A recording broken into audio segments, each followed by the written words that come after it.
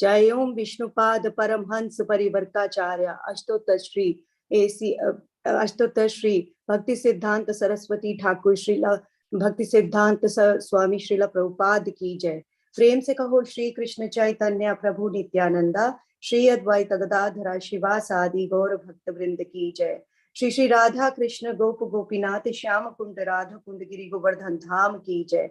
श्री गंगा मैया की जय, जमुना मैया की जय, भक्तिमती तुलसी महारानी की जय, सामवेद भक्त वृंद की जय। श्री श्री राधा शरद बिहारी भगवान की जय।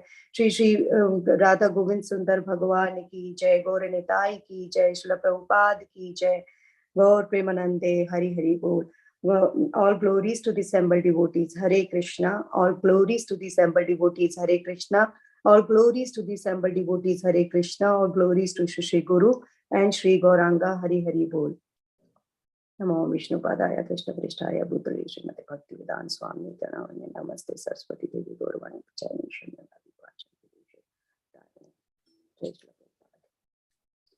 Om Namo Bhagavate Vasudevaya. Om Namo Bhagavate Vasudevaya. Om Namo Bhagavate Vasudevaya. Narayanam Namaskritya Naram Chaiva Narottamam Devim Saraswatim Vyasam Tato Jayam Udiriye Nashtaprayeshu Abhadreshu Nityam Bhagavati Sevaya Bhagavati Uttama Shloke Bhaktir Bhavati Nashtaki. Hare Krishna. So today we are reading from Srimad Bhagavatam, Canto 2, Chapter 1, Verse 2. Shrota Vyadhini Rajendra Naranam Santi Sahasraha Apasyatam Atma Tattvam Grihishu Grahamedhina. Shrota Vyadhini Rajendra Naranam Santi Sahasra Apasyatam Atma Tattvam Grihishu Grahamedhina. Shrota Vyadhini Rajendra Naranam Shanti Sahasra Apasyatam Atma Tattvam Grahashu Grahamedhina. Would any one of you like to repeat? Hare Krishna. Srotavyadini Rajendra Nranam Santi Sahasrasha Apashyatam Atma Tattvam Graheshu Grahamedhina. Srotavyadini Rajendra Nranam Santi Sahasrasaha Apashyatam Atma Tattvam Griheshu Gruhamedhinam.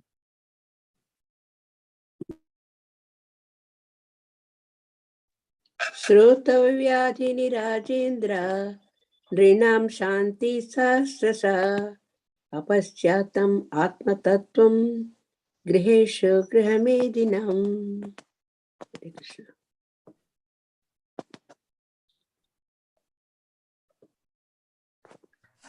Shrotavyadini Rajendra Nirnam Shanti Sahasrasha Apasyatam Atma Tattvam Griheshu Grihamedhinam.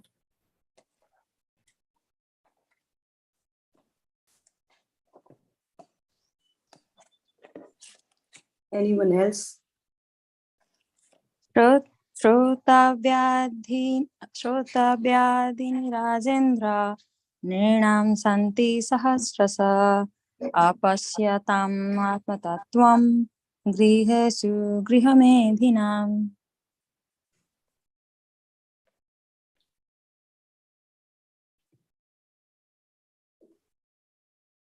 Anyone else?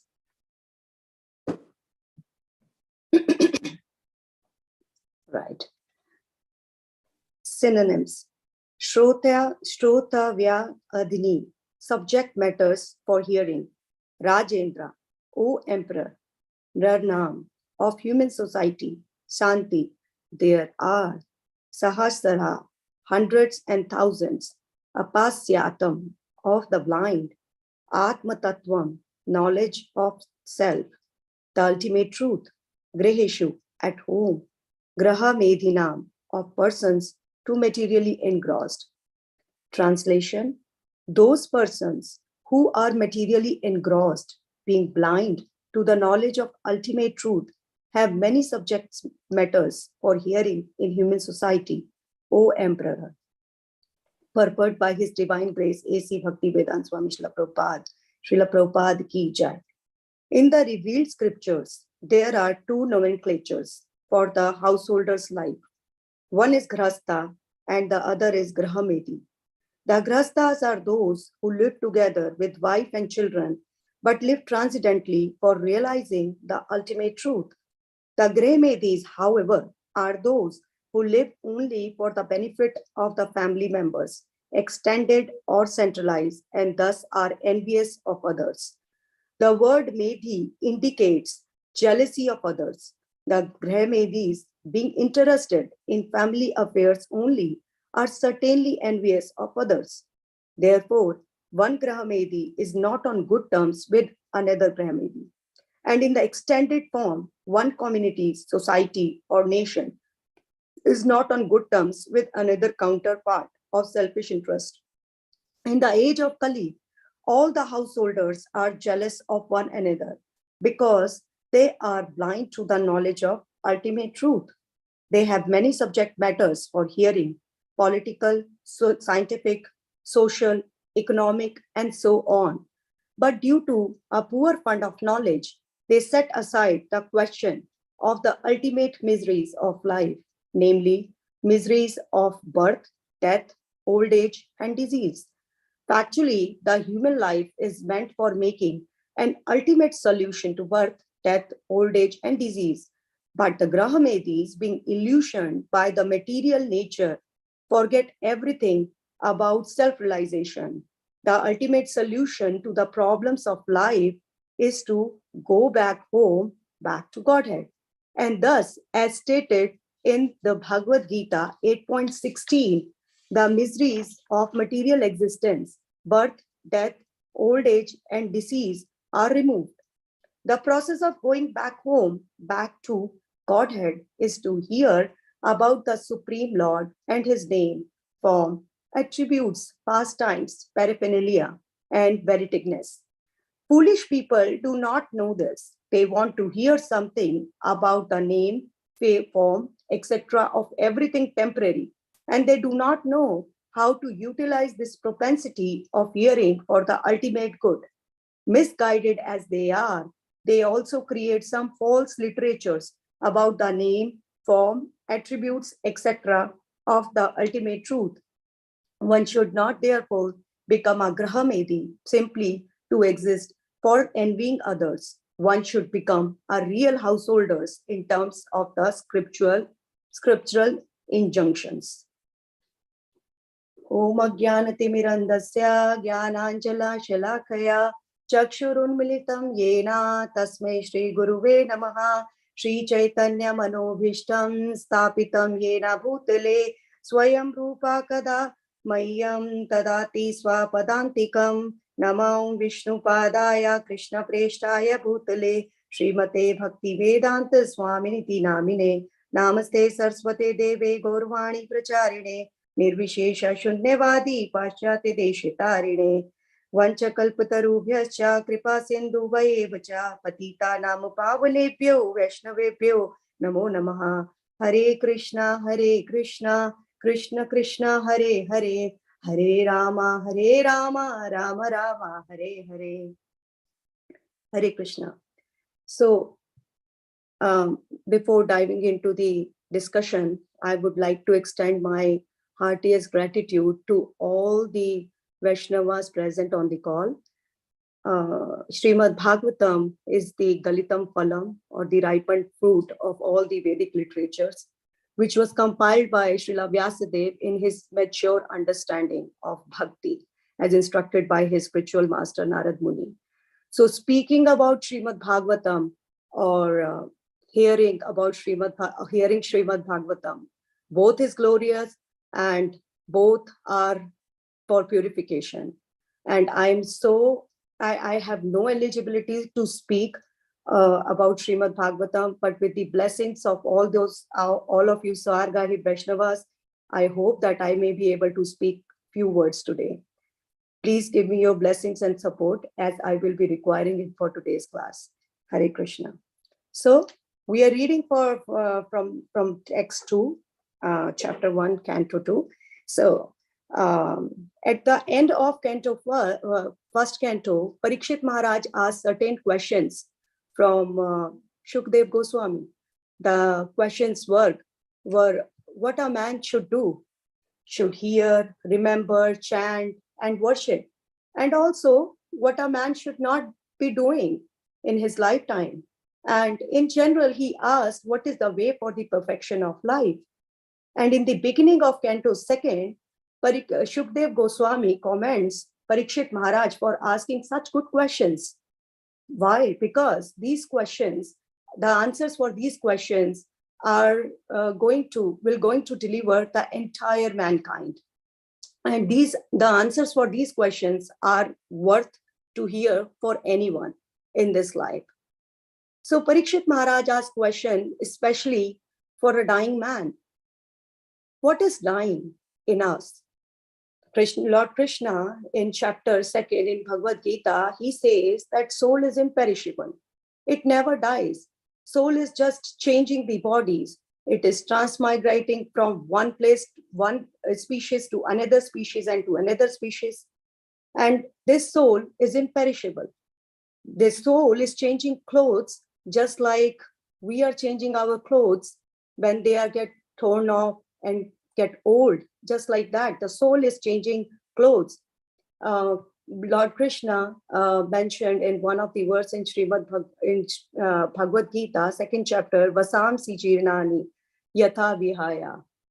That means that the soul is just changing the clothes. So what is dying? This matter is dying. This body is dying. So what was the question actually? The question was that if the living entity get this material, this human form of life, then what that living entity, what is the responsibility of that living entity? So here comes the thing that how important the human form of life is. Because if we see Parikshit Maharaj question, he's not asking what a living entity should do. He is asking what a man should do at the end of his life. So this human form of life is very, very important for all of us. It is because why it is so important? Why? Because it is the rarest opportunity to get rid of the ocean of birth and death and to overcome the miseries of life, birth, death, old age, and disease forever, and never get back into this vicious circle of birth and death, birth and death. There are 8.4 million species of lives, and this soul is revolving and transforming into each and one of them. And the biggest fear of human life, which Prabhupada said, is to glide down into the lower species of life. So Prabhupada, in yesterday's class, I was hearing, and Prabhupada said, the purpose of this human form of life is self-realization. But what is self-realization? Self-realization is to know the nature of soul, is to know our connection with the Supreme Personality of Godhead, is to help our soul to get back to Godhead, to go back to our own home, which belongs to us, the place from where once we go, we never come back. Yat gatva na nirvartante. Where once we go, we never come back. That's the place we have to go, and this is the human birth is the best opportunity to get to achieve this self-realization, as Prabhupada mentioned also. So, but the materially engrossed people, what they are doing and how we are achieving self-realization. So the process which Prabhupada and our acharyas has given to us by hearing, chanting, remembering about the Supreme Personality of Godhead, that's the process. See, Vyasadeva, he was the incarnation of Lord, and he compiled so many literatures wherein he described about Karma Kanda, Jnana Kanda, and with if you follow Karma Kanda and Gyan Kanda, there are possibilities that we are going to come back again in this cycle of birth and death. So he was so not satisfied. But when he compiled the Srimad Bhagavatam, the ultimate truth or the ultimate exit way for all of us, then he was satisfied. So, but materially engrossed people, what they are doing, they are listening to so many mundane things in this world. They are rendering their ears to the so many other things which are not worth listening. They are very busy in the improvement of their lifestyles. They are very busy in sleeping, indulging in sex life, eating, having fun. So many, and if we go to any person and we try to convince them that chant, what they say, okay, we don't have time. We cannot chant for 2 hours. We cannot come to the temple. We cannot do this. We cannot do that. But if you see the same people, they are going to the movie theaters and spending their money, and they are watching movie for 3 hours. And similarly, they are, if there is a debate between the presidents of America, then what they are going to, they are going to watch the TV for such long hours. But for the ultimate truth, for realizing the self, they don't have any time. There is a verse, ahar nidra bhayame thunamcha samanam etad parshubhi naranam dharmo hiteshu adiko vishesho dharme nahina pashubhi samanaha. So if what is distinguishing us from animal life and this human life is that we should know our real dharma. Not, yes, obviously, because we get the material form of human life, we have to do our material engagements also. But if doing the material engagement is hurting our real dharma, which is dharma towards our soul, then it needs attention. Soul is just like a bird in that cage, in which if we keep feeding the bird, if someone keep feeding the cage and does not care about the bird, then what is going to happen to that bird? It's going to die. And similarly, we are wasting the materially engrossed people. They are just wasting their time feeding their outside coverage of body for some sense gratification, and they are not understanding that who they are in actual. If they understand that yes, we are soul and we have to get rid of all the miseries of life, then they should be doing for the welfare of their own selves. So what is distinguishing us from being animal is our own dharma, is self-realization in this lifetime. So if we are proceeding towards that's the particular point through which we can distinguish ourselves. Okay, we are not animals. We, as Prabhupada also mentioned in his yesterday's class, that how we are, otherwise we are doing the same thing, eating, meeting, defending, and all that stuff. But for in human form of life, there is one disadvantage that this human form of life can be taken away at any moment. At least Parikshit Maharaj, he knew that he has 7 days. We do not know anything. We don't know that maybe I'm talking right now and the other moment I will be dead. So the human form of life, but we don't understand that. As you know, Yaksha asked question from Yudhishthir Maharaj. He asked, what is the most astonishing thing in this world? And Yudhishthir Maharaj replied, he said that all people are dying every day, but the thing is, the people who are still alive, they think that they are never going to die. So it's like that. We think that we are not going to die, and we are spending our time in our children, with our wives, with our spouses, and engaging in some other fun activities, completely forgetting about about our soul, completely forgetting that what's going to happen next. So self-realization is the actual goal of human life, and it can only be achieved once we hear about the name, form, attributes, pastimes, paraphernalia, and varietiness of Lord Sri Krishna as given in the purport of this words. So sometimes we think, okay, let me just hear little or just do little bit, and then later on I'm happy with other material things. So then Krishna also says, Yatha mam prapadyante. So to the degree we are surrendered to Krishna, Krishna is going to reveal to us in that much amount. So although Krishna is so merciful that with the association of devotees, even the materially engrossed people who are so busy in their own lives, when they get the association of devotees, they get to do so much of devotional service for Krishna, and then their heart get clean, and they just come into the process as described by Prabhupada.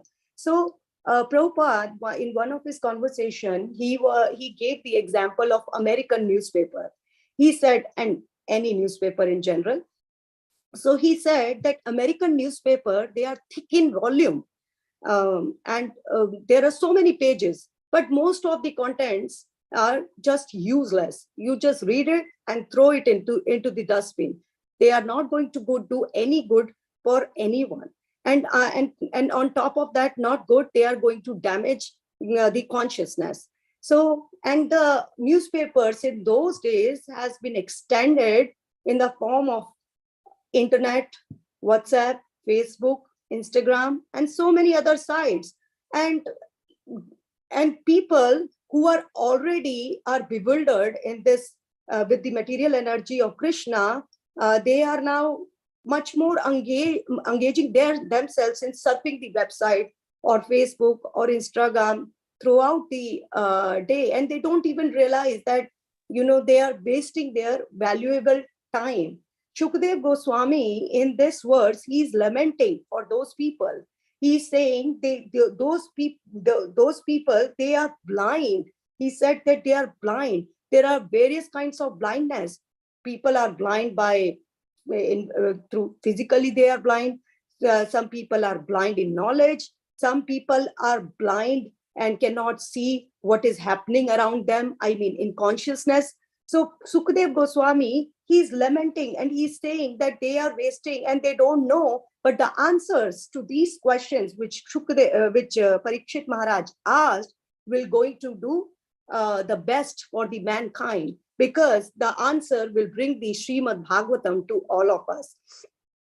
So there are 4 social orders of life, or the ashramas in human life. See, now again, the 4 orders or the 4 ashramas are given to the human form of life, not to any animal form of life. So we should understand from here that how important this human form of life is. So the first ashram is Brahmachari ashram, and Grahastha ashram, Vanaprastha, and finally the Sannyasa. Brahmachari ashram is more celebrated. If one cannot remain in Brahmachari ashram, he can come to the Grahastha ashram. Now, what is the meaning of this word ashram? Ashram is a place where one can cultivate his spiritual life. That's the meaning of ashram. So in Grahastha ashram, male and women, they come together, and the center of their focus is Krishna, is to serve Krishna, to perform devotional services for Krishna. In Grahastha ashram, they install a deity, they do worship, not even install a deity, I mean to worship, and they distribute prashadam. They invite devotees, they do kirtan, and they follow all the regulative principles. They try to make their kids Krishna conscious, and they try to advance in their spiritual life. And husband and wife, they help each other to keep advancing in Krishna consciousness. Yesterday, I was listening to one of my Guru Maharaj class, and he was saying that if the husband is sincere and the wife is chaste, then, and I think in today's morning, or today morning also, read a quote by Prabhupada with on a similar line, that if the husband is sincere and wife is chaste, then that home is heaven. Now, heaven, he's not talking about the heaven of this material world. I mean, Indra's place or Brahma's place. Heaven means the spiritual world where, so if there is when my Guru Maharaj was saying, if there is a deity of Radha Krishna in the home and husband and wife, they are worshipping together, then it's no less than Goloka Vrindavan. So that's the meaning of Grahastha Ashram. And even if the wife is not getting the time because she might be busy with the kids and stuff, and the husband is performing his duties properly, then wife will also get the advantage of the worship which the husband is doing, because they are together in their task. Their consciousness is same. They want to proceed towards the Krishna. They both want to do the similar task. They both want to engage their kids into Krishna consciousness and to serve the Krishna conscious society. So even if wife is not doing, she will still get the benefits. But my Guru Maharaj was also saying that doesn't mean that wife is sitting at home and watching TV serial and husband is doing all the devotional service work, and then also she will get the benefit. So we should try our best, whatever we can do. And then together we should try to make our house an ashram, a Grahastha ashram. A Grahastha ashram is basically when we satisfy the senses of Krishna and we are not working for our own sense gratification. But sometimes we feel that, we need little bit of sense gratification for us also. We want to eat nice, we want to dress nice, we want to go on to have fun in nice places. They all are allowed in Grahastha ashram as far as it is connected with Krishna. Eat nice prasadam, make pizza, burger, whatever you want to eat, but offer to Krishna. Wear nice clothes, but think in the mind, the consciousness should be that I am dressing up for Krishna. And make your kids conscious of Krishna, that Krishna is our ultimate objective because he is the ultimate truth. And on the other hand, there are people who may be pious and who are inclined towards religious practices and following the rituals from Vedas, but they are not interested in devotional service. They are just living their life for the sense gratification of their own senses. They are living with their wife for certain kind of thinking that my wife will give me pleasure and I will give her pleasure. With this thought in the mind, then it becomes troublesome, because the senses are just like the fire, and objects of senses are like clarified butter. You keep putting the clarified butter in the fire and it will even go more the fire. So similarly, more whatever object of senses, you keep feeding your senses, the senses will ask for more. The senses will never stop enjoying itself. So the Prabhupada called them Grahamedhis, and he said that Grahamedhis are very much attached to their family life, with their family members, with their relatives, with everybody around. And that's why they don't care about spending the valuable time in understanding Krishna. So once Prabhupada went to India, and there some elite class of people interviewed Prabhupada, and they asked Prabhupada, how come you made Americans devotees, but Indians were unable to take your message? When you started in India, they were unable to take your message. And Prabhupada said, what was the answer of Prabhupada? The answer is in the purport, Grahamedhis. Prabhupada said that Indians are Grahamedhis.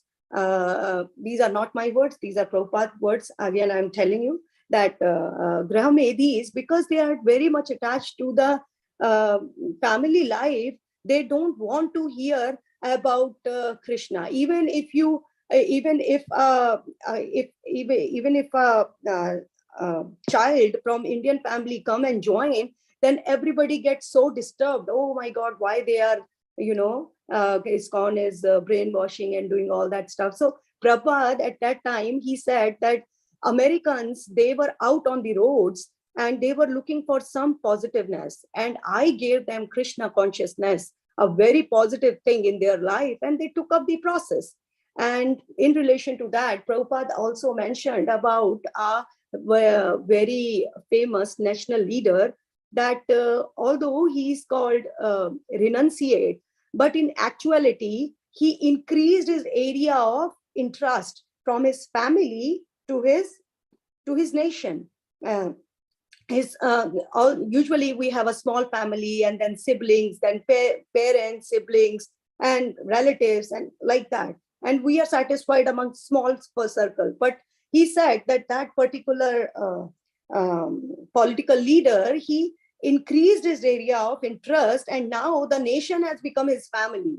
And he is envious towards other nations, and he's just thinking about our own, about the nation. So Prabhupada, he said that he is also a Graha Medhi, because Medhi means enviousness. So when we are focusing on satisfying the senses, our own sense gratification, satisfying our own senses, then in that case, enviousness come into picture. And enviousness is what? The part of false ego. We think that, whatever I am doing is correct. And if anyone stand in your decision of thinking, and come in the decision of thinking, okay, I am correct, then you start envying that person. So even sometimes we feel that, there are Prabhupada, there are enviousness among the devotees. We sometimes feel like that. And in one occasion, Prabhupada, one of the devotee who was massaging Prabhupada asked him, Prabhupada, I feel that I am very envious towards other devotees. I always feel that in my heart. What should I do?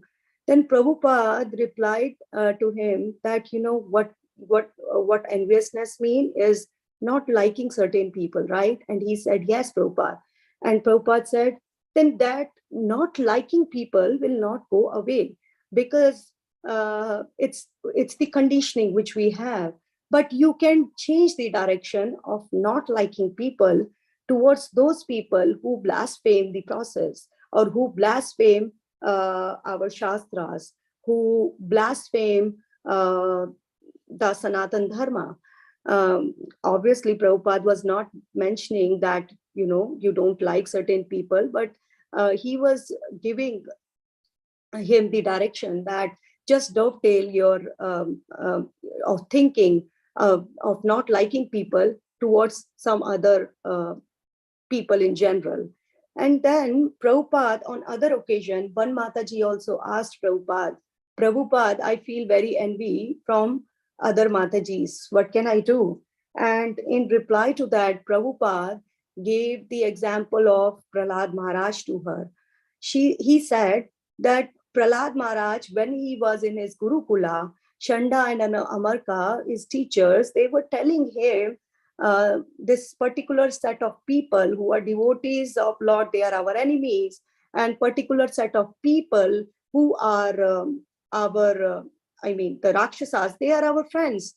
So, and the Prahlad Maharaj, he was scratching his head, why there is the distinction between the friends and enemy. And Prahlad Maharaj, he said, why everybody belongs to the Supreme Personality of Godhead. There is only one Supreme Personality of Godhead, and we all are his part and parcel. So why you keep mentioning about enemy and the friends? So Prabhupada gave that Mataji that example, and he said, see, in the spiritual world, there is a competition, loving competition. There is no enviousness. Enviousness means malicious feelings, or malicious feelings towards somebody and we want to do some harm to other person. Prabhupada said in living in the spiritual world, there is a loving competition, and where what happened, one gopi thinks that, okay, that gopi made such a beautiful garland for Krishna, and Krishna is so pleased. Now I am going to make a very nice garland for Krishna, and Krishna will be even more pleased. So she is not thinking that about doing any harm to that particular gopi, but she is thinking that let me just make garlands for the pleasure of Krishna. So whenever the intention or the consciousness is to please the senses of Krishna, then that's called the loving competition. And when the enviousness is to please our own ego, is to feed our own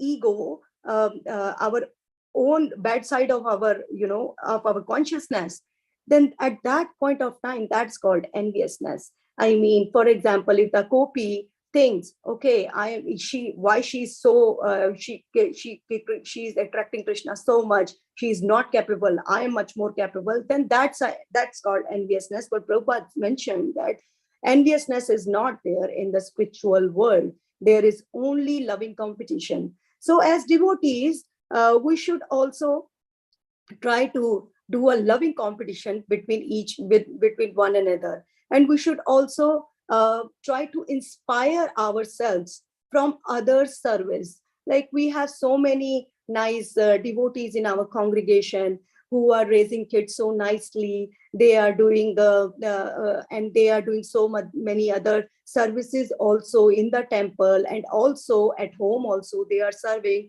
So we should take inspiration from them. Okay, one day I am going to do the same thing, and then my Guru Maharaj and my Lord Krishna will be so pleased from me. And that should be the spirit of a devotee, rather than thinking, okay, everyone is asking from her how she's raising her kids. Everyone is asking this, so that's called envy. But if we are thinking, let me take the inspiration, oh, that Mataji is so nice, or Prabhuji is so nice, they are making such advancement in Krishna consciousness, they just arrived in Krishna consciousness, and they know so many verses or so many shlokas. Let me also learn. Let me try to please my Guru Maharaj, and let me try to please my all the devotees around me. So that should be the mood which a devotee should adopt. And as Prabhupada said, then it will become a loving competition. See, if we think that one particular person, why he is rich, why he is beautiful, why he is having so much fame, then indirectly we are questioning Krishna. Krishna, how dare you give that person so much beauty, fame, this and that, and you gave this and that beauty. You did not give me this, all these amenities in life. Then indirectly we are envious of Krishna. Indirectly we are thinking that Krishna should not be the boss. I should be the boss and provide and decide about that person. So indirectly we are thinking, or we are envious of Krishna, which we should learn to get off, because only if we understand that Krishna is our master, and this human form of life is to serve Krishna with sincere effort and with faith in our mind, and the faith in the process which Prabhupada has given to us, then only a devotee is going to make progress in life. And for any person in general, if we do not have faith in the process, if we do not have the conviction that this process is going to help us to get out of this cycle of birth and death, then there is no chance for us to grow. Yesterday, I remember that we were traveling to a certain destination, and we missed an exit. And when we missed an exit, so our time increased from 10 minutes to 35 minutes. And we were thinking, oh, why we missed this exit? We should be more careful while driving. We should follow the GPS correctly. Why we missed the exit? And now we are so late. We are going to get so late. So at that time, I was thinking in my mind, so true. This human form of life is a kind of exit. As Prabhupada also mentioned in the purport, that the ultimate solution, actually the human life is meant for making an ultimate solution to birth, death, old age, and disease. So I was thinking in my mind, so true, the exit option which I got as human form of life, if I miss this exit, then I don't know how many births I have to be revolving around and suffering these all miseries again and again, and then again, when from whose womb I'm going to take birth, from what I'm going to do, I don't know.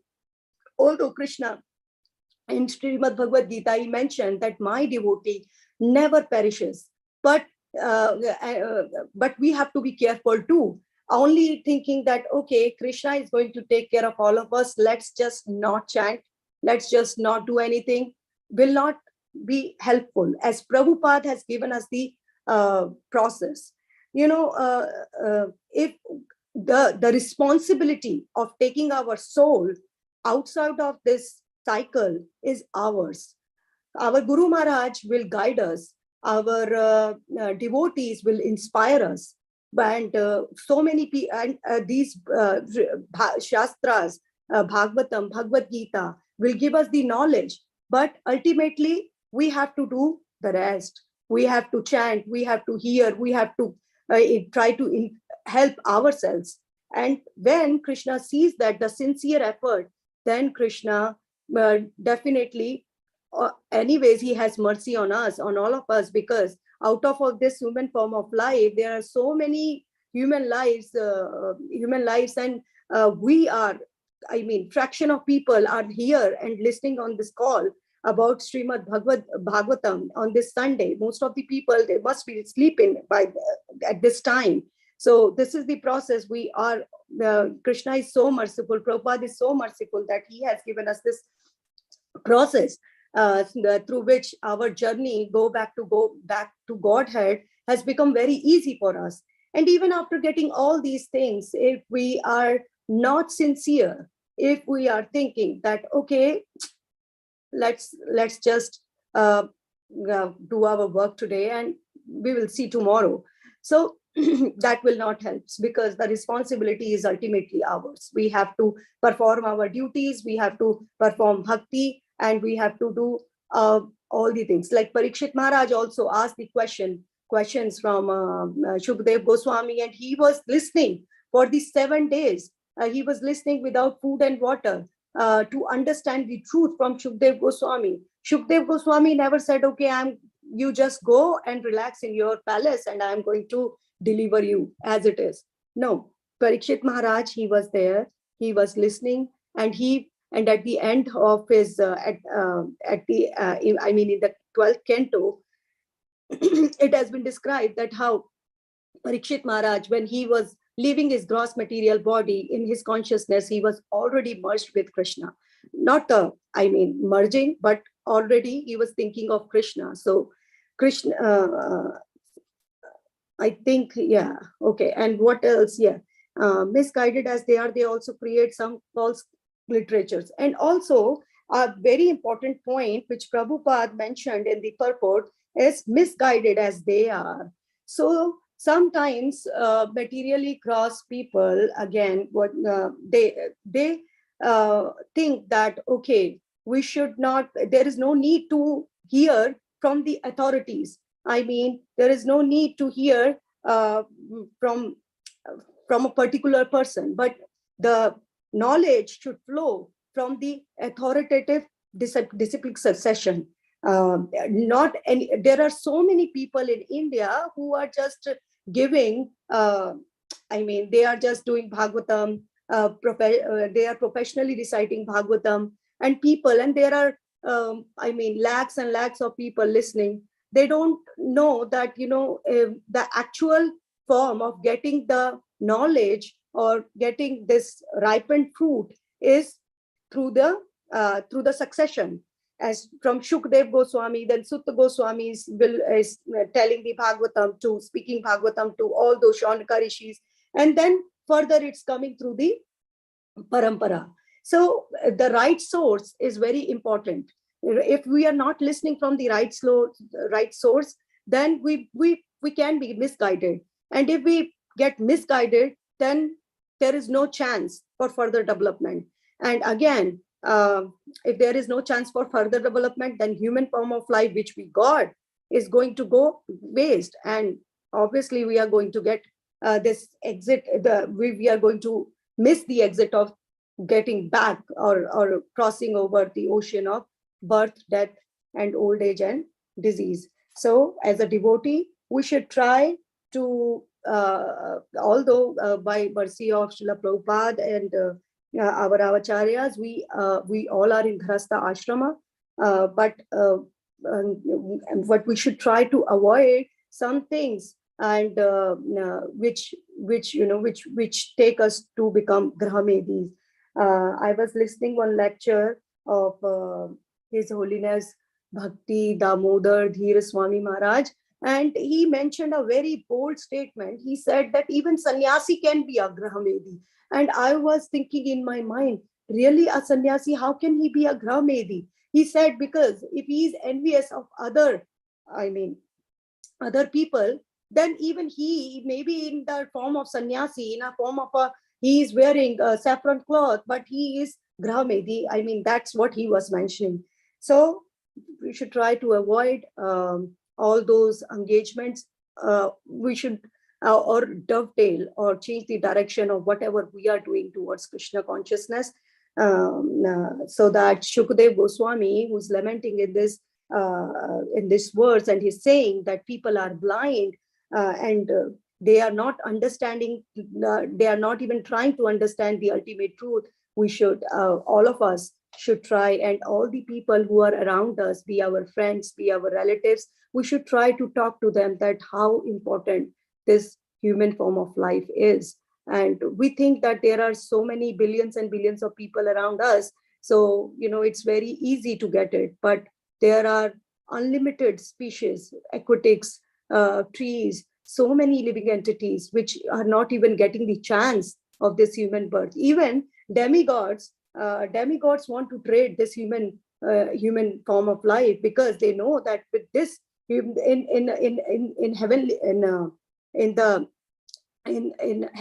in heavens, in Indra's loka, which are the material heavens, they all just do sense gratification, and they although they are appointed by Krishna for executing their task, giving rain and doing all those things, creating the universe, but again there is sense gratification. Only this human form of life is that where we can understand the truth, and we can understand that Jivare Swarupo Hoye Krishna Re Nityadas, that the nature of this soul is to serve Krishna. If we are not serving Krishna, then we are serving the material energy of Krishna. We have to serve. So let's just serve Krishna and try to go back to our home. I was asking from one of the senior devotees, and I was asking him,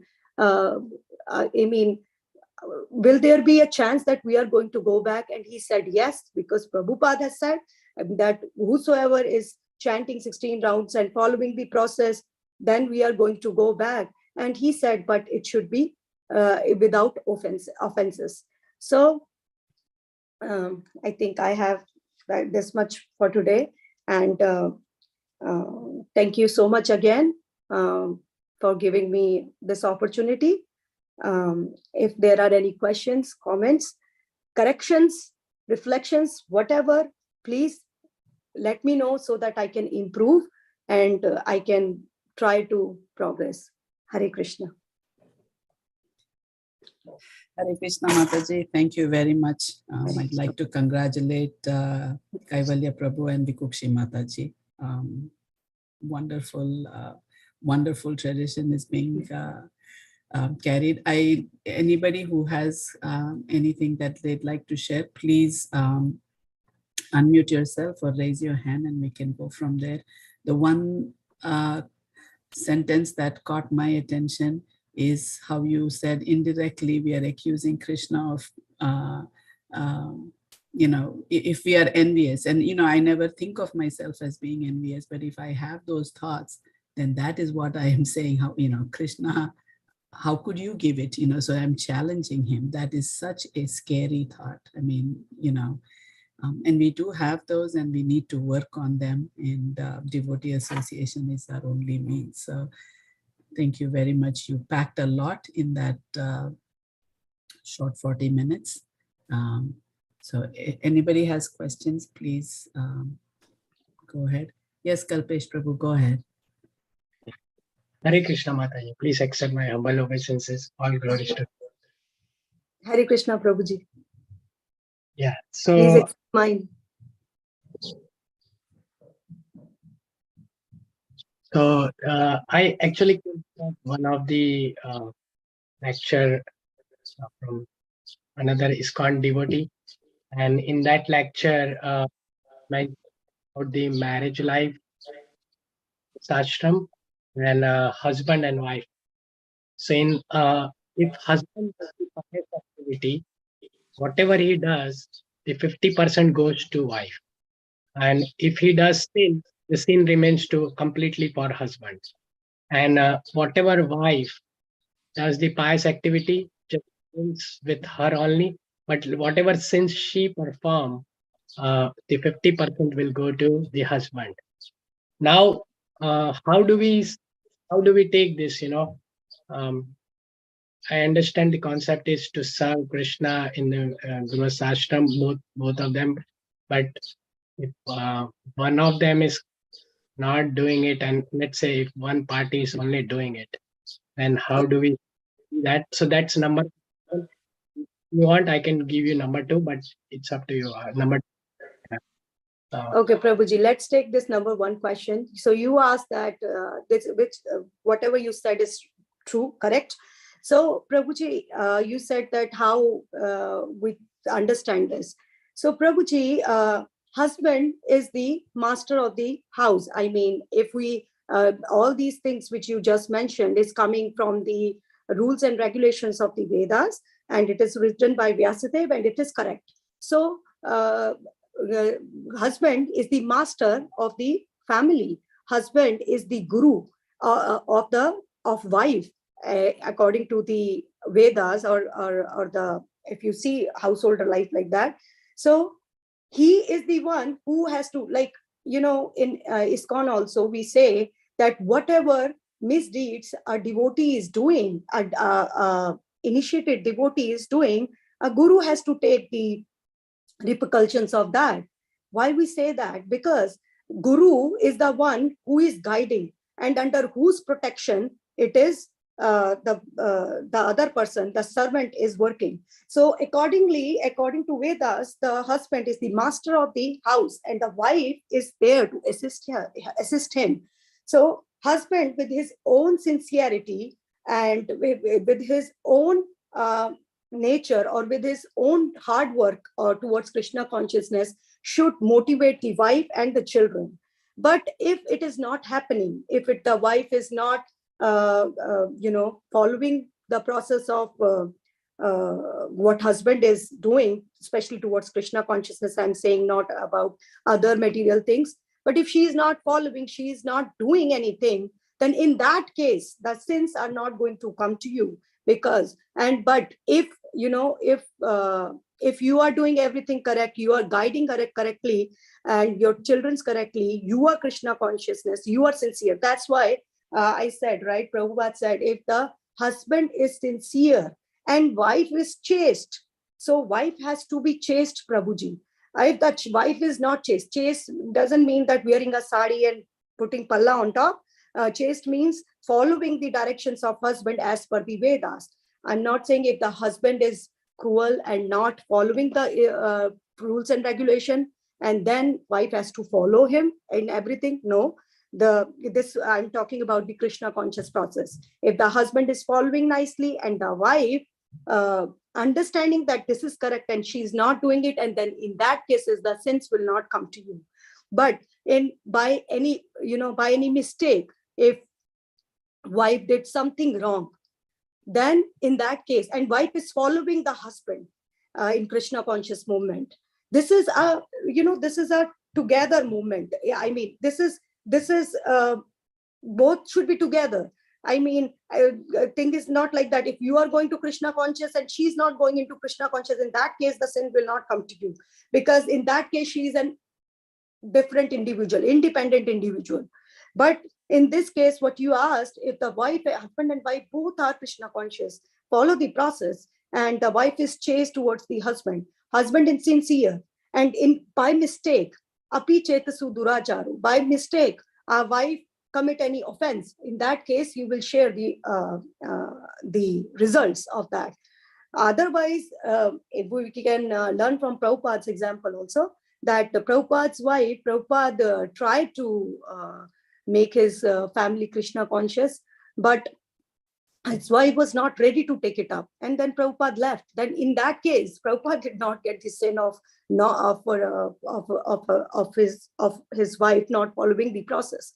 So that is correct. If both husband and wife are Krishna conscious, and by mistake something happened, so it is there. And why husband has to be the one who has to share 50%, and this because husband is the guru and he is the master, and master has the responsibility.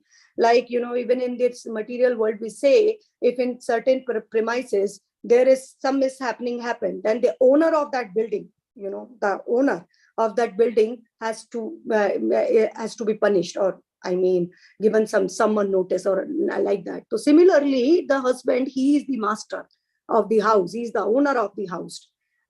Generally, we joke around that woman is the owner, but in actuality, in Vedas, husband is the owner and the master of the house. I hope I make some sense, Prabhuji, and clear your. Yeah. Thank you for your explanation. Just wanted to add 2 points in that. Yes. Is like in order for a woman to be faithful to the husband, your husband needs to perform 10 times more devotion than wife. Yes, Prabhu. Yes. Prabhupada Yes. is about regarding Prabhupada, you mentioned he tried to make his wife devotee. That's correct statement, but at the same time, as soon as he realized that he cannot really progress in life, he gave up the Grihastha ashram and he took the sannyas order. And as per scripture, what I understand limitedly, and if anybody can correct, that whoever is in the Grihastha ashram and is not able to make family a Krishna, they can, if they are into that consciousness, and they can go for sannyas for a betterment or for the world itself. His family is not just 4 people family, but it's a family of entire world. If he is willing to take that, even though sometimes it is said that in Kali Yuga the sannyas order is prohibited, but it is only exempted if you are willing to travel, constantly preach Krishna consciousness. And that is the method given here. That is what I have heard from several lectures. So these were my 2 points, and okay. I hear a lot about that Prabhupada, that even if he is delivered, even he delivers one person and take back to Godhead, that would be. So the statement which you made, that if one does this 16 times, then it is a definite way to go to Godhead. It's kind of conflicting here, because what I have heard is the 2 things. First is like, yes, what you said is the one thing. The second thing is that is just to motivate people who are not, to bring into the Krishna conscious. And then once they at least do the 16, then it is still considered a fallen soul, because in order to have in a real way to progress, I think so you have to do 64 rounds at minimum. But I don't know. I'm listening to a couple of things here, that if you do 16 rounds, that really does not qualify you. So Prabhuji, regarding this, what you have mentioned, all these points, I mean, they are from different lectures, from different things. So Prabhupada, he is an acharya himself. And yes, you are right to encourage people, to motivate people. That's why I mentioned in the class that people who are not following anything, so for them, even starting something is good. And Krishna has said that, whatever they are left off, they will never perish. But that doesn't mean that one round of chanting or one round, or once they take the name of Hari, they are going to go back. Krishna will give them the opportunity again. Like Jad Bharat example we see, although Jad Bharat example, Bharat Maharaj was so elevated. So Prabhupada has given us the process that 64 rounds, you're right. He said, Bhakti Siddhanta Saraswati Thakur said, one who is not chanting 64 rounds, he's a Shudra. But Prabhupada, because when he started the movement, he saw all the American people whom he made devotees, and they requested Prabhupada, and Prabhupada said, okay, at least minimum of 16 rounds one should chant. That's what Prabhupada said. And do this, do that, I mean, the 4 regulative principles. And I promise that I'm going to go take all of you to Godhead. These are Prabhupada's statements, obviously not mine. So he said that, 16, minimum of 16 rounds is important to do. That's what the process is. I said that we should have faith in the process and we should follow it with devotion. And then that's right. For example, if we are sick, we are ill, and and we go to the doctor prescribes some kind of medicine. Okay, you have to take this much amount of medicine at this 3 times in a day, and etc. And we are thinking, okay, let me just take one medicine, I'm going to get better. No, it's not going to happen. Some improvement maybe you see, but we have to take the medicine as per the prescription of the doctor. So Prabhupada is our doctor. He said minimum of 16 rounds. So that's why I mentioned minimum of 16 rounds. Bhakti Siddhanta Saraswati Thakur said 64. See, Prabhupada has the ability to alter so many things, because Prabhupada, he is an acharya himself. He is from the spiritual world himself. He is not like any other person. So he had that power to make such comments and remarks. And then when Prabhupada, whatever Prabhupada said, that's what I mentioned in the class. So, and yes, there are in different lectures, there are different things which they say. So we have to understand one thing, that whenever we hear the lecture, it's in context to that verse or in context or to that topic, right? Also, in some lectures, they just want to motivate people to chant, to start chanting, and in some topics they want to motivate and encourage people to do at least minimum, and do more rounds like that. I hope I make some sense, Prabhuji. Yeah, Mataji. Thank you very much for your Hare Krishna. Hare Krishna, Prabhu. One question I asked is, I don't know how much more time, Mataji, I have. If anyone has anything to add, please add. Haribol, thank you very much for giving such a thoughtful lecture. I like your example. You said, I made the wrong exit.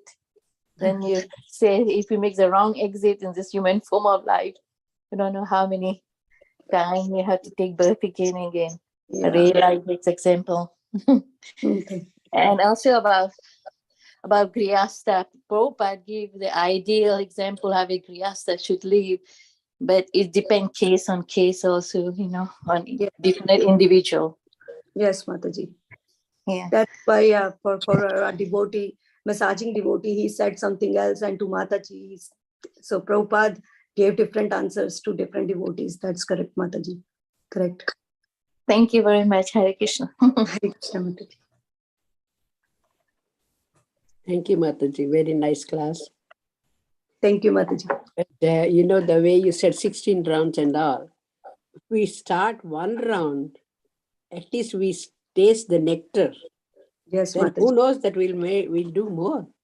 Yes. So that's how the life should be. We need to taste that little bit. Yes. Yes, And Mataji. if you can say it's ideal and then do one round, then we'll taste the nectar and we'll start more rounds. Yeah. So Sincerity is very important. Even if we are starting one round of chanting, our aim should be to reach further, advance further, and be sincere. Like not one round one day and then nothing the next day, and then next day one round, half a round, and then like that. Sincerity is very important, Mataji. But Prabhupada process said that one day we have to reach there. Maybe Krishna will give the opportunity in next birth, maybe like if that. you are sincere, he will help you. That's it. Yes, Mataji. The way you gave the class, it's very good.